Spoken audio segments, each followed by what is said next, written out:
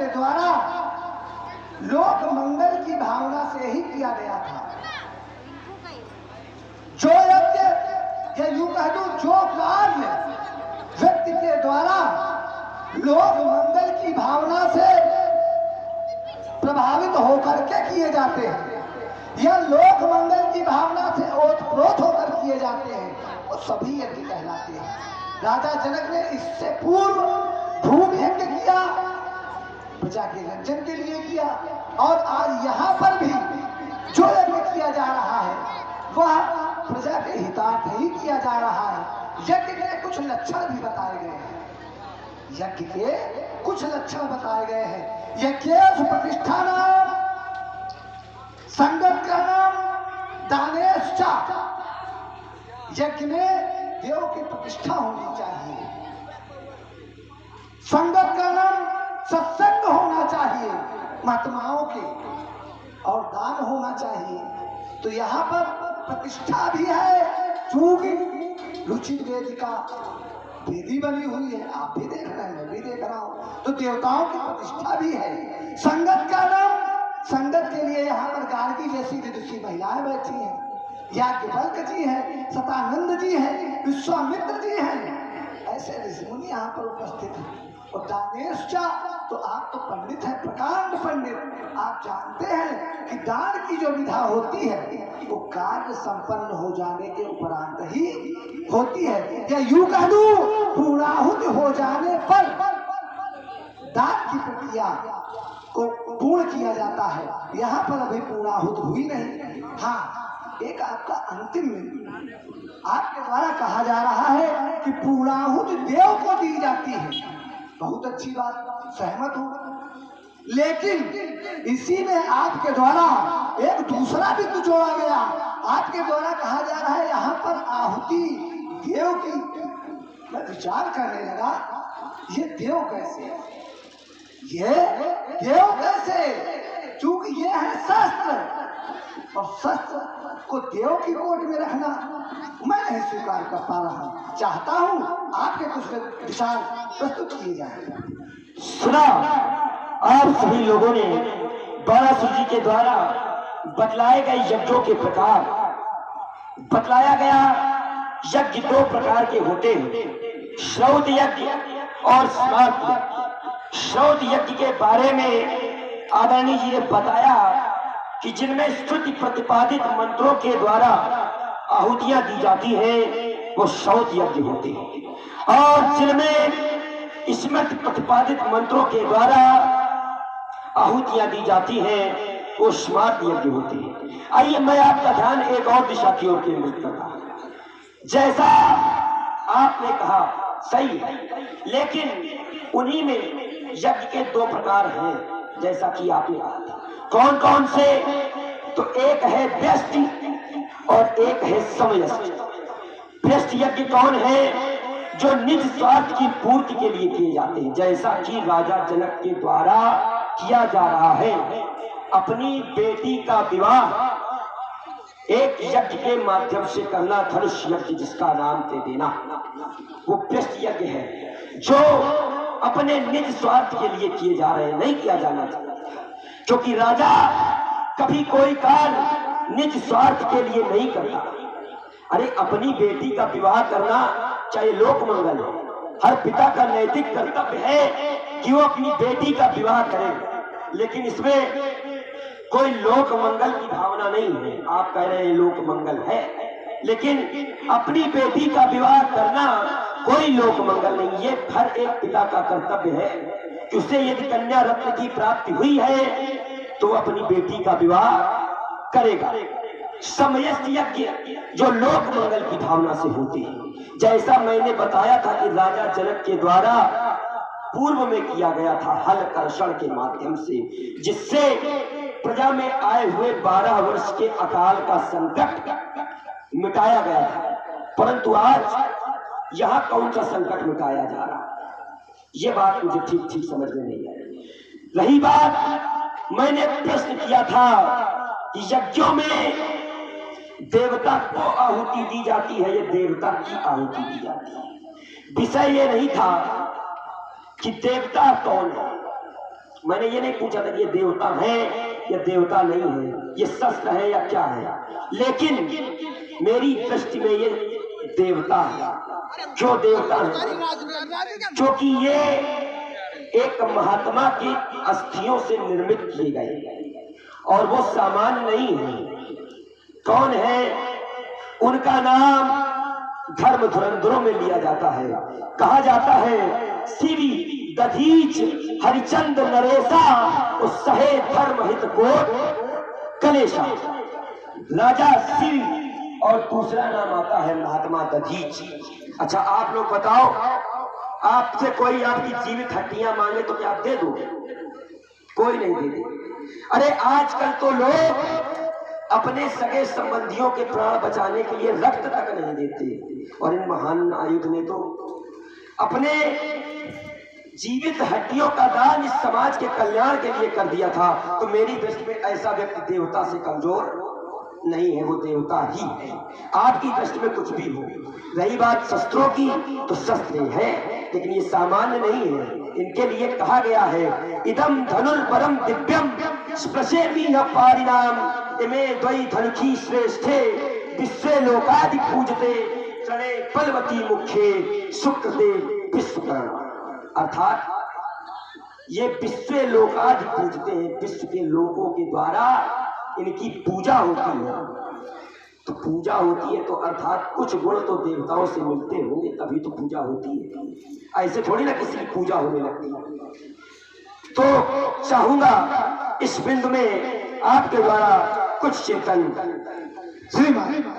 हाँ, इसी संवाद में प्रभावित हुए हैं कल्लू सिंह जी चौहान आपकी तरफ से 10 रुपए, भोलू शुक्ला जी की तरफ से 10 रुपए, अश्विन कश्यप जी की तरफ से 10 रुपए, राजू चौहान की तरफ से 10 रुपए, अमित साहू मोहली की तरफ से 10 रुपए, समित की तरफ से साधुवारी। आपके अंतिम बिंदु का उत्तर करते हुए और प्रथम बिंदु की ओर बढ़ते हुए आपके द्वारा कहा जा रहा है इमे दो धनुषी श्रेष्ठे दिव्य लोकाभिपूजते। इनमें कुछ ना कुछ तो गुण होंगे जो इनकी प्रतिमा, इनकी पूजा होती रही। चूंकि समाज विद्वत है और इस समाज के विषय में कहा गया है पूर्ण नर नारी सुभग शुचि सविता। मैं एक उदाहरण के माध्यम से अपनी बात रखता हूँ और आप तक पहुँचने का प्रयास करता हूँ। पूजा, उपासना, अर्चन, बंदन तो प्रतिमाओं का भी होता है। पूजा, अर्चन, वंदन तो प्रतिमाओं का भी होता है। तो क्या उनको भी देवता कहेंगे आप? क्या उनको भी देवता कहेंगे? एक तरफ आपके द्वारा पढ़ा जा रहा इमे दो धनुषी, इमे दो धनुषी श्रेष्ठे, और दूसरी तरफ और आप इनको जो है देवता की कोटि में खड़े कर रहे हैं। एक ऋषि की अस्थियों को आप देव कोट में ले जा रहे हैं। आपकी भावनाएं हैं, मैं आपकी भावना पर कुठाराघात नहीं कर रहा हूं, मैं अपने भाव रखने का प्रयास कर रहा हूं। चलिए आगे बढ़ते हुए आपके द्वारा कहा गया ऋषि दधीच ने अपनी अस्थियों का दान कर दिया। तो क्या सामान्य अवस्था में कर दिया? ऋषि दधीच ने क्या अपनी अस्थियों का दान सामान्य स्थिति में कर दिया? ना, देवताओं ने अपने दिव्यास्त्र महर्षि दधीच के आश्रम में रख दिए थे और उन्होंने क्या किया? उनके तेज को पान कर लिया। जब देवताओं को आवश्यकता पड़ी उन दिव्यास्त्रों की, तो मांगा कि हमारे दिव्यास्त्र कहाँ हैं?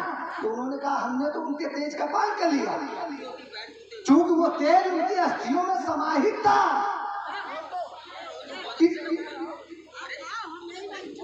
इसलिए उनको अस्थियां देनी पड़ी। चलिए और आगे बढ़ते हैं। आपके द्वारा 2 यज्ञों का वर्णन किया गया और मैं आपको साधुवाद देना चाहता हूं इस मंच के माध्यम से कि कम से कम गौरव की बात है कि आपकी पहुंच तो वहां तक है और ऐसी वैसी नहीं, मजबूत पहुंच। आपके द्वारा जो 2 यज्ञ बताए गए हैं, षष्ठी और व्रष्ट यज्ञ जो होते हैं वो सर्वजन हिताय की भावना से ओतप्रोत होकर के किए जाते हैं। और वृष्टि यज्ञ निज भावना की पूर्ति, या यूं कह दो निज कामना की पूर्ति के लिए। जैसे पुत्रेष्ट यज्ञ, पुत्रेष्ट यज्ञ पूर्व में हो भी चुका है। पुत्रेष्ट यज्ञ जो हुआ वो षष्ठ यज्ञ के अंतर्गत हुआ। वृष्ट यज्ञ में राजा जनक के द्वारा ही पूर्व में आपके द्वारा जो बतलाया गया हलकर्षण, जिसमें पुत्री प्राप्त हुई, वो यज्ञ हुआ। चलिए अब इसी में मैं आपको और बताता हूं। योगी के द्वारा जो भी कार्य किए जाते हैं, जो भी, वो सभी ईश्वर को समर्पित करके किए जाते हैं, सर्वजन हिताय की भावना से किए जाते हैं।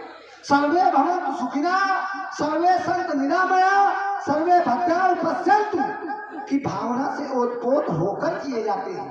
और राजा जनक चूंकि योगी हैं, और सामान्य कोट के योगी भी नहीं कहा गया है इनके लिए, इनके विषय में कहा गया जासु ज्ञान जब भवने नासा। ऐसे योगी, ऐसे ज्ञानी को आप सामान्य मान रहे हैं, ये बात समझ में नहीं आ रही। राजा जनक के द्वारा जो भी निर्णय लिया गया है वह उचित ही लिया गया है। एक दिन आपने और जोड़ा था इसी में, आपके द्वारा कहा जा रहा है कि निज हितार्थ पुत्री का विवाह है। क्या पुत्री का विवाह निज हितार्थ कार्य के अंतर्गत आता है? क्या पुत्री को, या यूं कह दूं कन्या क्या केवल एक ही होती है? कन्या का विवाह तो सामाजिक कार्य कहलाता है। प्रायः जनमानस के लोग कह देते हैं कि कन्या का विवाह है, थोड़ा हाथ लगा दो, ऐसा समाज में देखा जाता है। और कन्या के विवाह को आप निज कार्य कह रहे हैं, जबकि इस विवाह के विषय में कहा गया है यही विवाह अतहित सबही का, जिसमें सभी का हित हो, जिसमें सभी का कल्याण हो, वह निज स्वार्थ कैसे चाहता हूं। आप अपने वक्तव्य करें। आइए, सुना आप लोगों ने बहुत सुंदर चिंतन। कहने लगे कि महर्षि दधीच ने अगर अपनी अस्थियों का दान किया तो क्यों किया? आपके द्वारा ये बतलाया गया कि देवताओं ने अपने दिव्यास्त्र जो हैं वो महात्मा दधीच के पास धरोहर के रूप में रखे थे। तो जब महात्मा दधीच ने धरोहर के रूप में रखे गए थे तो उन्होंने अपनी जीवित अस्थियों का दान कर दिया। तो मैं विचार ये करने लगा, आप जिसको योगी बता रहे हैं, जिसको कह रहे हैं कि उसके द्वारा कभी कुछ गलत किया ही नहीं जा सकता, तो विचार में ये करने लगा, क्या उसके द्वारा महात्मा दधीच ने तो अस्थियों का दान करके अपनी धरोहर को वापस कर दिया था, और उस योगी के द्वारा जो प्रण किया गया है, अगर आज इस धनुष का खंडन हो गया तो क्या वो योगी, क्या राजा जनक इसका पुनः उसी धरोहर के रूप में वापस करे जाएंगे? क्यों?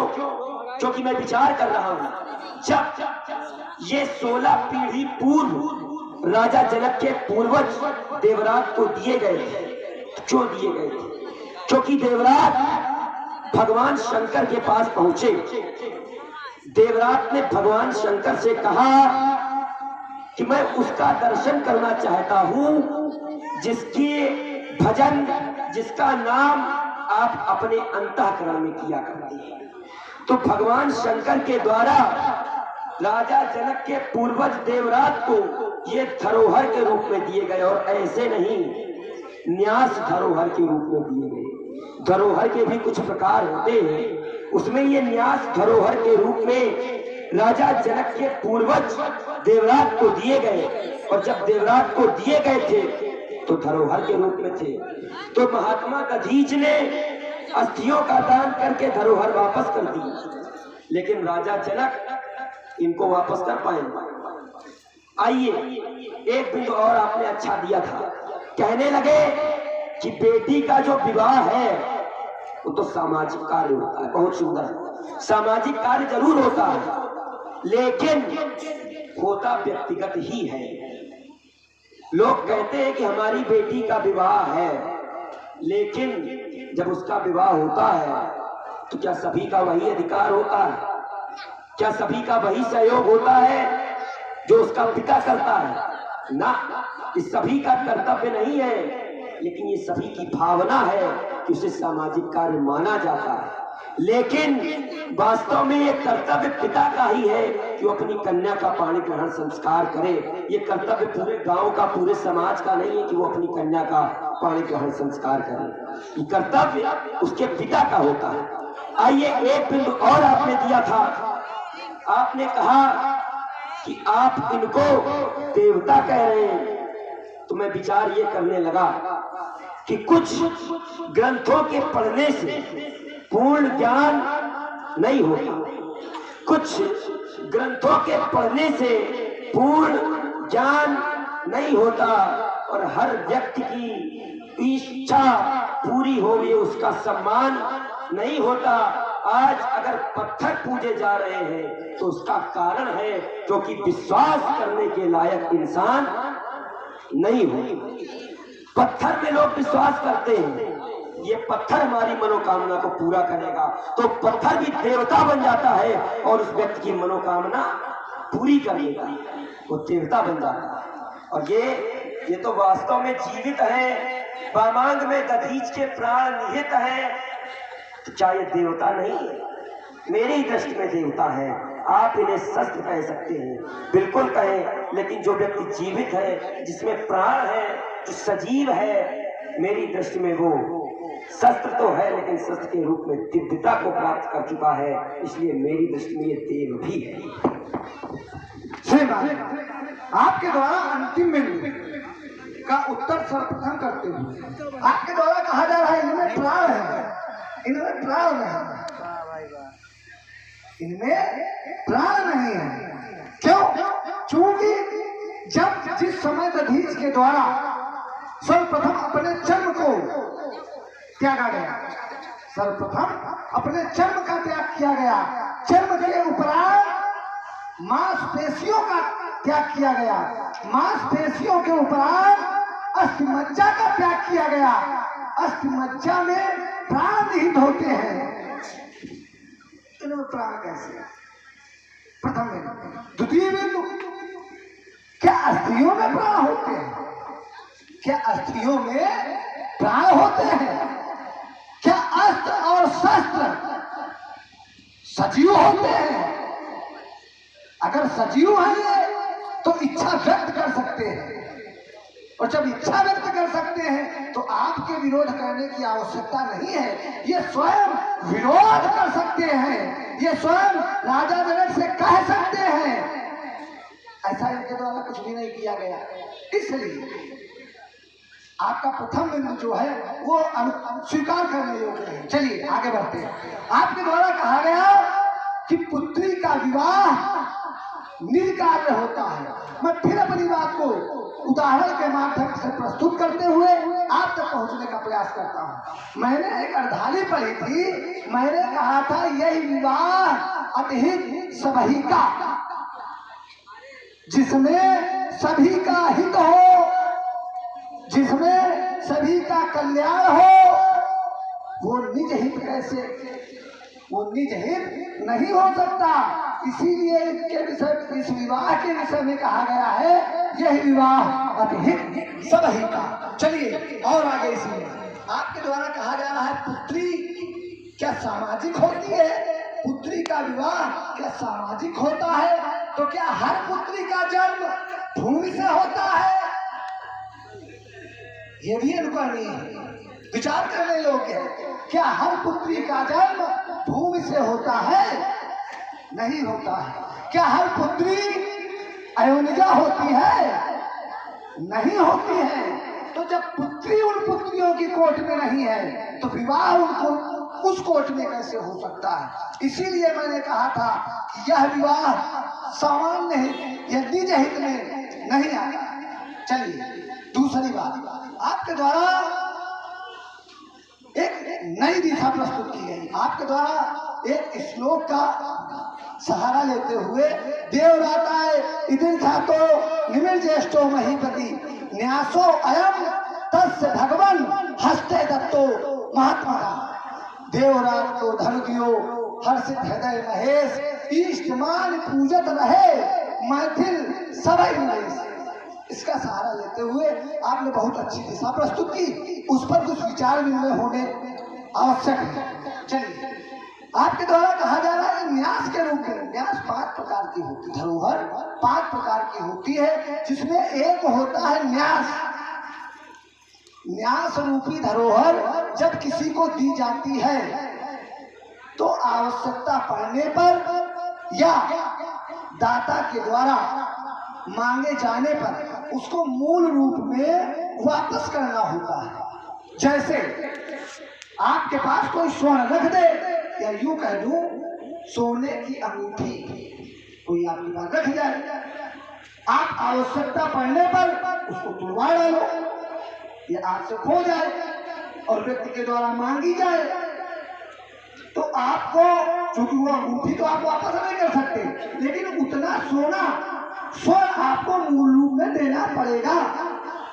लेकिन मांगी किसके द्वारा जाए? दाता के द्वारा, जिसके द्वारा दी गई हो। न्यास रूपी धरोहर जिसके द्वारा रखी गई हो, उसी के द्वारा मांगी जाए। और ये भगवान शंकर के द्वारा तो दिए नहीं गए। चूंकि देवराताय ख्यातो, जहाँ का प्रस्तुत संवाद आपके द्वारा प्रस्तुत किया जा रहा है, उसी के ऊपर का श्लोक कहता है। क्या कहता है? दक्ष यज्ञ वधे पूर्वम रोषात्रि दशनाम। जिस समय भगवान शंकर के द्वारा दक्ष यज्ञ को विध्वंस किया गया, इनके माध्यम से तो इतना क्रोधित थे भगवान शंकर कि तीनों लोकों को नष्ट करने जा रहे थे। तो क्या किया? देवताओं ने जाकर के विनती की, तो प्रीति युक्त सर्वेषाम ददौ तेषाम महात्माना। भगवान शंकर प्रसन्न हो गए, और प्रसन्न होने पर उन्होंने स्नेह पूर्वक इस धनुष को देवताओं को दे दिया। और देवताओं ने क्या किया? देवराज को दे दिया। तो देवता यहाँ पर उपस्थित हैं, देवता यहाँ पर उपस्थित हैं। देव धनुर्धर मनुष्य शरीरा यहाँ पर उपस्थित हैं, और उनके द्वारा कोई विरोध नहीं किया जा रहा है। उनके द्वारा नहीं कहा जा रहा कि राजा जनक अगर हम तुमसे मांगेंगे तो क्या दोगे। चलिए, वो भी न कहे तो पूर्ण नारी सुभग सुसंता धर्मशील ज्ञानी गुणवंता। यहाँ के जो लोग हैं, यहाँ की जो नारियां हैं, ये सभी विदुषी हैं, सब ज्ञानी हैं, सब गुणज्ञ हैं, सब पंडित हैं। इनके किसी के द्वारा कोई विरोध होना चाहिए कि राजा जनक तुम अनुचित कार्य कर रहे हो। किसी के द्वारा कोई विरोध नहीं है, तो आपके द्वारा विरोध किया जा रहा है, ये विरोध उचित नहीं है। आइए, आपके अंतिम बिंदु को छूते हुए मैं भी प्रथम बिंदु की ओर चलूंगा। आपने कहा कि यहाँ की नारियां विदुषी हैं, देवता भी यहाँ पर आए हैं, किसी के द्वारा कोई विरोध नहीं है। तो मैं आपको अर्धाली के माध्यम से प्रमाणित करता हूँ, सबके द्वारा विरोध है। यहाँ तक कि जिस कन्या का विवाह हो रहा है उसके द्वारा भी विरोध है। आइए, आपने कहा देव तनुज धरि मनुज शरीरा विपुल वीर आए रणधीरा। तो उसमें जो देव प्रकृति के राजा है उनके द्वारा क्या कहा जा रहा है? कहा जा रहा है बिल भंजऊ भव धनुष विशाला मेली सी अमुख उर्माला। राजा जनक के द्वारा जो धनुष को तोड़वाने का कार्य किया जा रहा है, ये पूर्णतः अनुचित है। किसके द्वारा कहा जा रहा है? जो राजा उनके समाज में आए। दूसरा बिंदु आपने कहा नारियों की ओर संकेत करते हुए, तो नारियां क्या कह रही हैं? कह रही है सखी परंतु पन राव न तजई विधि बस हठ अविवेक भजई। ये राजा अल्पता को प्राप्त कर चुका है। इस राजा अपने प्रण का त्याग नहीं कर रहा है। ये सखियों के द्वारा, नारियों के द्वारा विरोध। आइए, एक विरोध और, जिस कन्या का विवाह है, बार बार आप कह रहे हैं यह विवाह, यह विवाह, यह विवाह।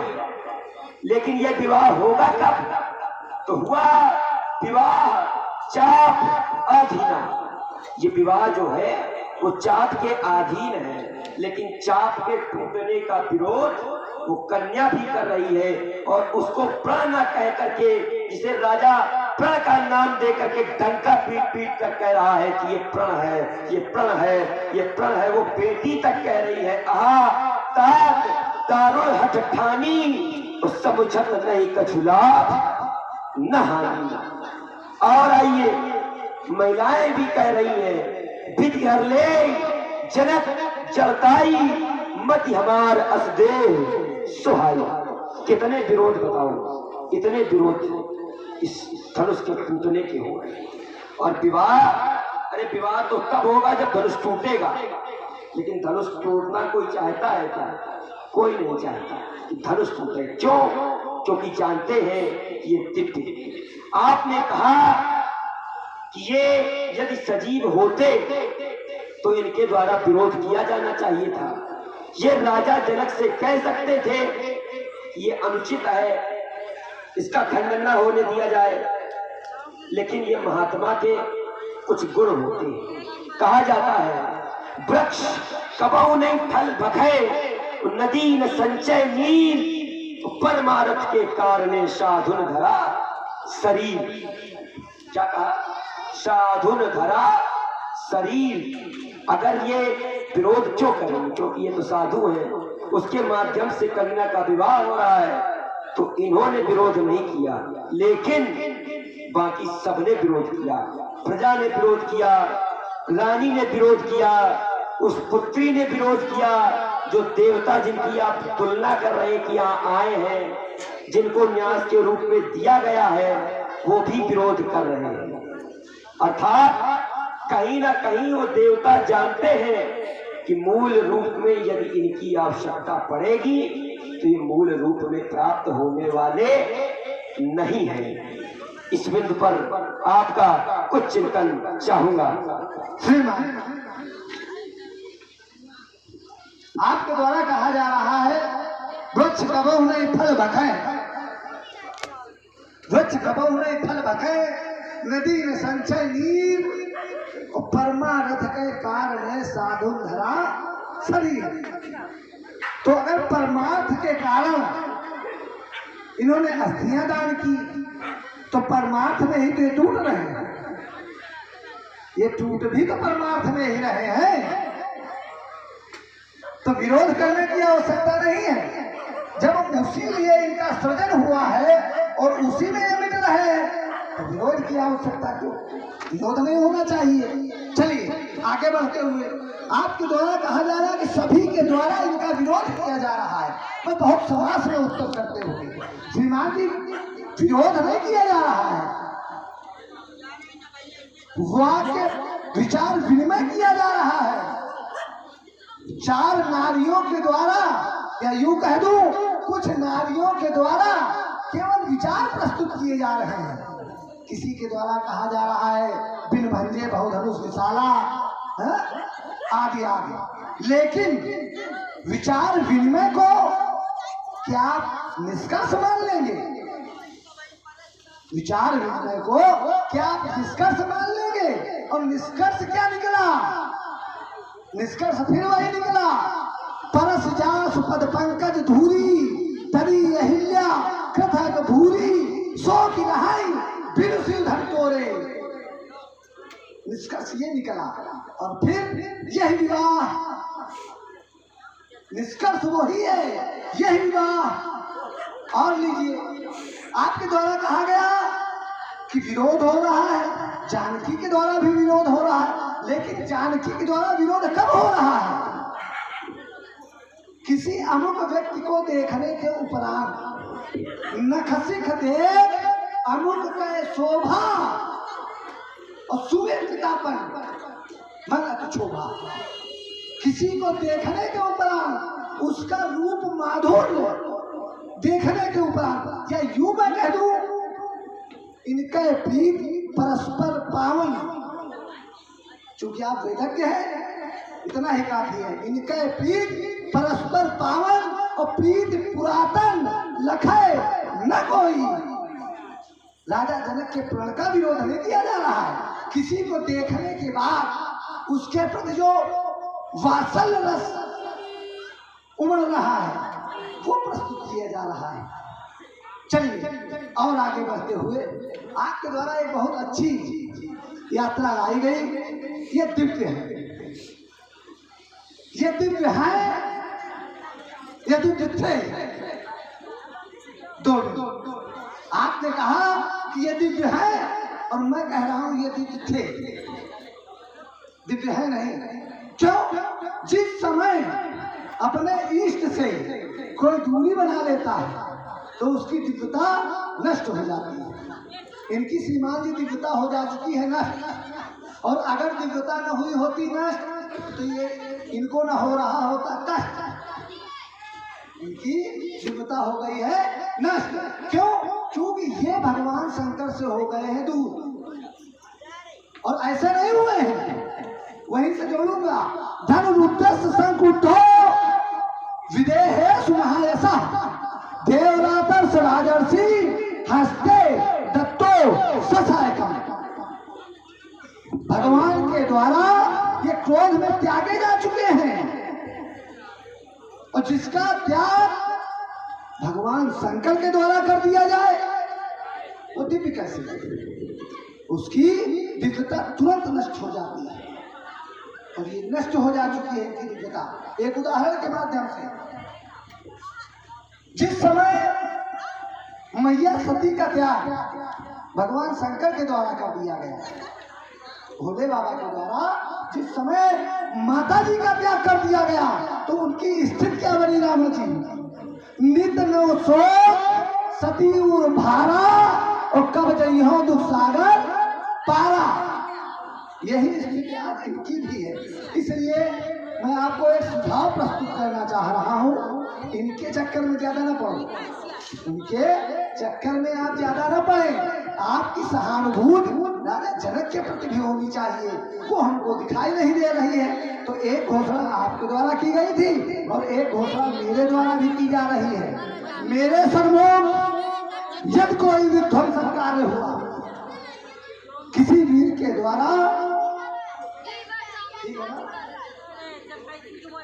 मेरे सम्मुख यदि कोई विध्वंस कार्य हुआ और किसी वीर के द्वारा यदि मां अंबे का अपमान हुआ हो, तो कर में है मेरे अस्त्र शस्त्र, ये अन्याय पर न पावेगा, और ये चोरित को गलत बना ये बात क्रांति जावेगा। इसलिए हो जाओ वीर तुम सावधान, ये बहन नहीं चल पावेगा, और सीता के वर के चरण है अजगो कांतित हो जाएगा। आइए, धारा का परिवर्तन आपके द्वारा किया जा चुका है, लेकिन आपके कुछ बिंदुओं का उत्तर करते हुए मैं भी उसी धारा से जोड़ने का प्रयास करूंगा। आपके द्वारा ये कहा गया कि जो व्यक्ति अपने इष्ट से दूर हो जाता है उसकी दिव्यता समाप्त हो जाती है। उदाहरण के रूप में आपने कहा कि मैया सती का त्याग जब भगवान शंकर के द्वारा, भोले बाबा के द्वारा हो गया तो उनकी दिव्यता समाप्त हो गई। अच्छा, ये मैं समझ नहीं पा रहा हूं, अगर उनकी दिव्यता समाप्त हो गई थी तो भगवान शंकर का क्रोध उनके देह त्याग पर क्यों? क्योंकि समाचार तब शंकर पाए और वीर भद्र करी को पठाए। अगर उनकी दिव्यता समाप्त हो गई थी तो क्या आवश्यकता थी वीरभद्र को भेजने की? भगवान शंकर तो उनका त्याग कर चुके थे। आइए परिस्थिति को समझा जाए। परिस्थिति क्या थी त्याग करने की? जिस समय इनका त्याग भगवान शंकर ने किया तो क्यों किया, उसको भी समझने की आवश्यकता है। भगवान विष्णु और भगवान शंकर के मध्य युद्ध छिड़ गया। जब युद्ध छिड़ा, भगवान शंकर के द्वारा सारंग को चढ़ाया गया, भगवान शिव के द्वारा पिनाक अर्थात अजगर को चढ़ाया गया। जब दोनों को चढ़ाया गया, दोनों में युद्ध हुआ। भगवान विष्णु की हुंकार के द्वारा भगवान शंकर को स्तब्ध कर दिया गया। जब उनको स्तंभित कर दिया गया तो भगवान शंकर को ऐसा लगा कि इनकी न्यूनता आ गई, अर्थात ये पहले धनुष स्तंभित हो गए। तो भगवान शंकर ने इनका त्याग कर दिया। और स्तंभित हो क्यों गए? क्योंकि ये जानते हैं सारंग भी उसी दधीच की हड्डियों से बना है और अजगौ भी उन्हीं दधीच की हड्डियों से बना है। और ये जानते थे कि जब दो विध्वंसक शस्त्र या अस्त्र आपस में टकराएंगे तो सृष्टि पर प्रलय आ जाएगी।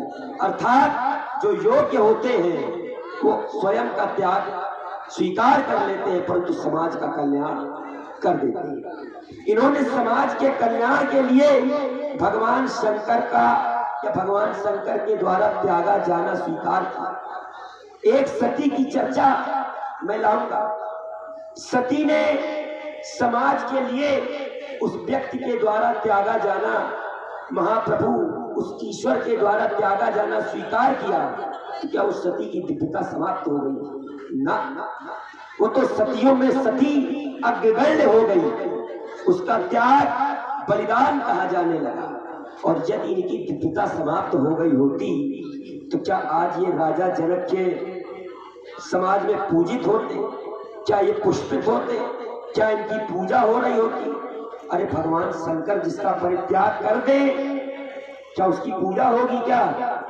मेरी दृष्टि में तो नहीं होगी। आपने धारा का परिवर्तन कर दिया है, इसलिए हमारा भी कहना है कि मैं किसे दोषी कहूं? मैं किसे दोषी कहूं? अरे तुम्हें या राजा जनक को? मैं किसे दोषी कहूं? तुम्हें या राजा जनक को? क्योंकि एक भी शैव यहाँ असली नहीं है। धारण करे हैं शैव चिन्ह मस्तक पर आस्था शिव धनुष से नहीं है। और ये आज जनक हठता पर अड़े हैं, सच परंत पनराव न तजई। और देखिए वातावरण कब गर्म हो, ये रात में सोले बड़े छिछले करे।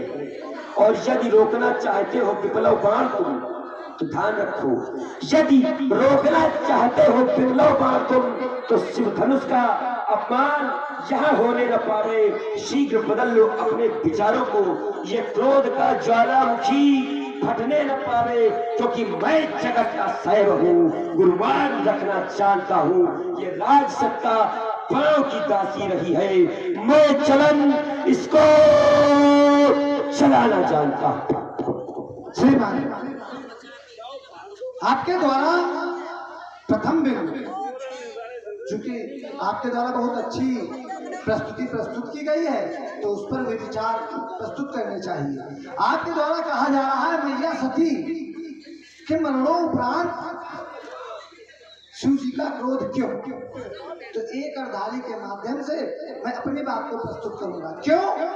क्योंकि सती मरत हरिसन बर मांगा और जन्म जन्म शिवपद अनुरागा। हरि के द्वारा उनको वर प्राप्त हो गया और जब वर प्राप्त हो गया, और देखिए प्रण क्या था, विचारणीय भी है। प्रण था क्या?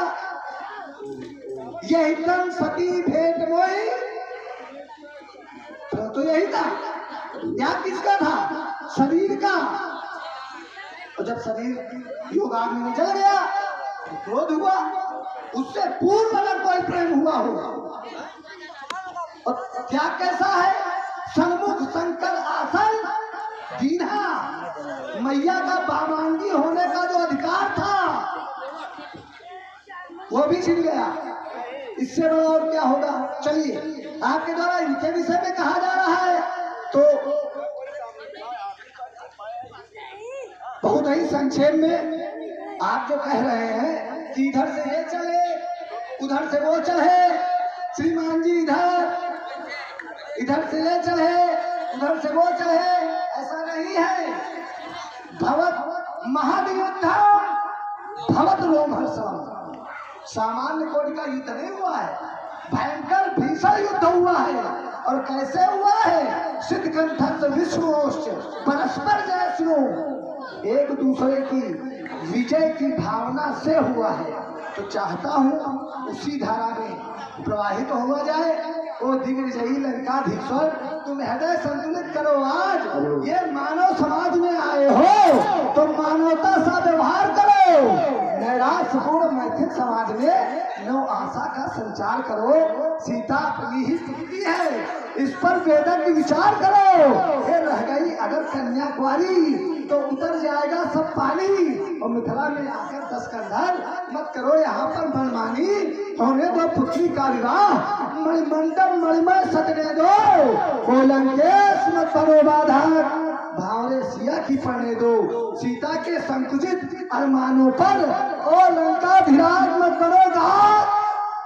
तुम हृदय संतुलित करो आज, तुम हृदय संतुलित करो आज। ये बात समझ में नहीं आ रही है कि बार बार आप उसी ओर हमारा ध्यान केंद्रित कर रहे हैं, लेकिन आपके द्वारा ही शिव भक्ति को ठुकराया जा चुका है। मुझे ऐसा लग रहा है क्योंकि वो दैतेंद्र पर के सुख संबंध ये शिव भक्ति को ठुकराई है। श्री शब्द ने अपमान की यह नीच जो अपनाई है। जब इस इच्छा का वरपाय किया ये अम्ब का वरदान है, तो चाप का खंडन कराना शब्द का अपमान है। जाने जगत ने कौन सी बूटी तुम्हें पिलाई है, श्री शब्द के अपमान की है नीच जो अपनाई। श्रीमान शंभु के अपमान की नीति अपमान अपनाने की क्षमता मेरे अंदर नहीं है, लेकिन आपके अपमान और सम्मान की व्यवस्था हमारे पास है। तो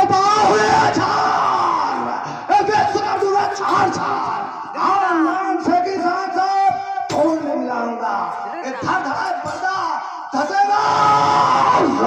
का भी सप्त सिंधु सप्तद्वीप एक में मिलाऊंगा। ये आवश्यक संकट प्रलयंकर तेरी रक्षा में एक दिन मानू तुझे धूल में चढ़ाऊंगा। यादें समझाऊं भी तो है बार बार, आज तेरे वंश का बार बार आप कह रहे हैं तो याद रखिए श्रीमान जी, क्या नहीं धनुष कर्षण होगा। अगर होगा तो जानते हो क्या होगा, ये शंकर का होगा रौद्र रूप, रणचंडी का नर्तन होगा। एक बाणों से ज्वाला थकेगी, अंठारों का पत्थर होगा। मैं विध्वंस करूंगा धनुष यज्ञ, शोणित के नदी बहा दूंगा।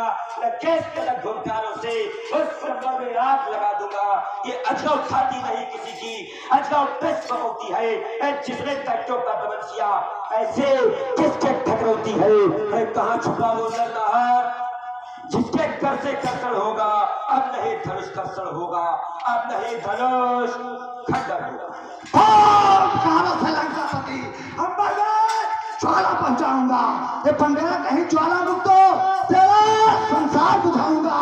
ये अजगव थाती रहे किसी की, अजगव में सुबमौती है। धनखंडन होगा यही आज, ये भी खबरौती है। हाँ, इसी समाज में नरनाहर ये जिसके कर्षण कर्षण होगा, आज धनुष तोड़ा जाएगा, आज धनुष खंडन होगा। धनुष कर्षण होगा, अगर होगा तो चलते हो क्या होगा। ये नरसंगियों की सेज रही, अब इस बारों की धारा है। वो पहली पचरस का जिसने सम्मुख होकर ललकारा है। ये रणतंत्र जो किस्तारे है, ये भीगी बालों की भेद है। ये सम्मुख होकर ललकारो, चुप रह जाओ रणनीत नहीं। इसका कपाल में चिकनी ज्वाला, इसे शाम का कलकल होगा। अब नहीं धनुष कर्षण होगा, अब नहीं धनुष खंडन। अब आज धनुष कर्षण होगा, अब आज धनुष खंडन होगा। यदि होगा नहीं धनुष खंडन तो आग लगेगी आसमान में, अंगारों का वर्षा होगा। कटकपासी जलचंडी के ये हाथों में छप्पर होगा, सदा चप चप होगा। अब आज धनुष तोड़ा जाएगा, आज धनुष खंडन होगा।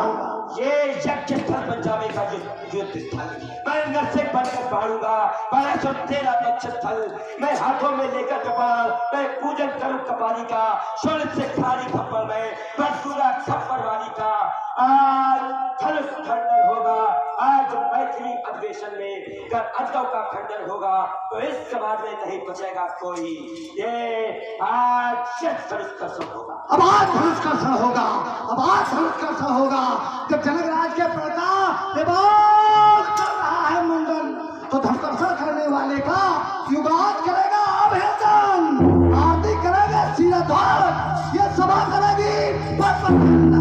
हर्षित होंगे सभी यहाँ रुक जाएगा करुणा कंदन, यह संरक्षण होगा अपन सबका, अन्याय परम जो पाएगा तो धर्म में दिखाएगा और सीधा यम बतावेगा।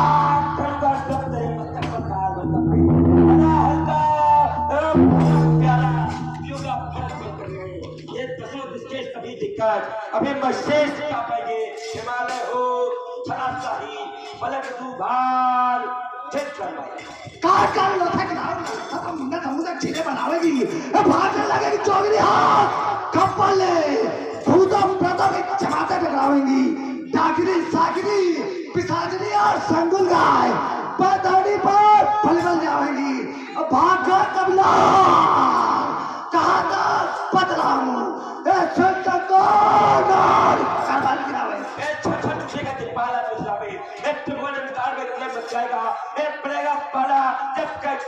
से तो पर्वत तुम्हारी खुद में तुम्हारा बचाएगा। ये चमचम चप्पे की चमकरी ये चढ़हार तो सारी सौर शक्ति का दिवाला छोड़ जाएगा। कार लोथक सफल सुंदर समुद्र चीजें बनावेंगी और इसके निकलते ही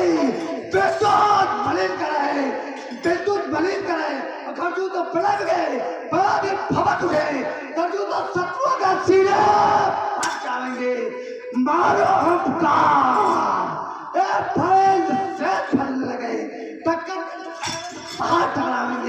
क्रोध में ज्वालामुखी साथ में मलयागिरी पक्के प्रहार ये हरा हल्का हरा प्याला पीऊंगा फलक बनकर मैं ये दसों दिशके सभी दिग्गज अभी मैं शेष का पाएंगे हिमालय हो थरा शाही पलट दुभार होता मौखिक वीरता गब खान बहुत होता है। आवश्यकता है कुछ करने की, न कुछ कर पाओ तो चलने की, या तो कुछ करो या तो चलो। क्योंकि क्रोध में आपकी आंखें हो गई हैं लाल और आपका एक सिद्धांत है कि आप जब भी भिड़ते हैं तो बराबरी वाले से मिलते हैं और यहाँ पर मेरे समान आपकी कोर्ट में कोई दूसरा योद्धा नहीं, क्योंकि कहा गया रावण बाण महाभक्त। तो जब मैं चला जाऊंगा तो ऐसा विश्वास कहता है कि आप भी चले जाएंगे और जब चले जाएंगे तो राजा जनक के प्रण की हो जाएगी कूट। तो चलो लखो अब ही कौन बड़ी बड़बंद जो उठा हंसाए के तोड़ा। तो फिर सुनो बात बदलो विधान हम ले जा कर ले उतार मैं पलट माई दे हो चढ़ाए चल तुम हो तो देखा उठा। ये धनुष हमारे गुरु का है, ये धनुष हमारे गुरु का है और सीता से नाता जंगली का है। ऐसी असमंजसपूर्ण स्थिति में एक बार वापस सोनपुर जाता है। एक बार शिव प्रेमियों बड़ा ही दिव्य दरबार है और जितने भी व्यक्ति यहाँ पर उपस्थित हैं मेरा विश्वास कहता है सभी महान, इसलिए सभी लोग अपने अपने हाथों को ऊपर उठाएं और एक बार उच्च स्वर से कुछ घोष करें। बोलिए जगत गुरु